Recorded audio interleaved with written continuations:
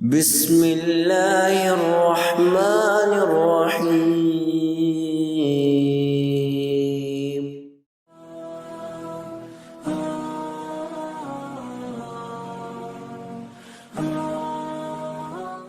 ثابت قدمی صاحب ایمان کے دل پر اترتی ہے، اس کے نفس، عقل، زبان اور قدم میں ظاہر ہوتی ہے۔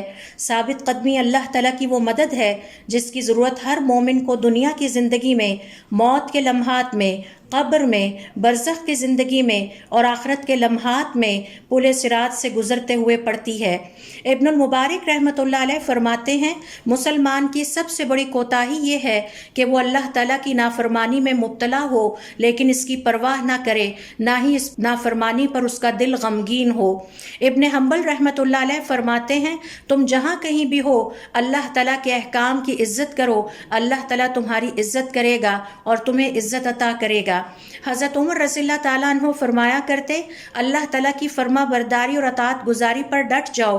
صاحب ایمان پینترے بدلنے والا نہیں ہوتا، نہ ہی رخصتوں کی طاق میں رہتا ہے، نہ شریعت کی ذمہ داریوں سے فرار حاصل کرتا ہے۔ ثابت قدمی مومن کا وہ عظیم خزانہ اور اللہ تعالیٰ کی طرف سے اس لمحے پہنچنے والی وہ عظیم مدد ہے جب انسانی نفس پر خوف، بزدلی، تردد اور خواہشات نفس ہر جانب سے حملہ آور ہو جائیں اور اس کے ایمان کو نقصان پہنچانے کے درپے ہوں۔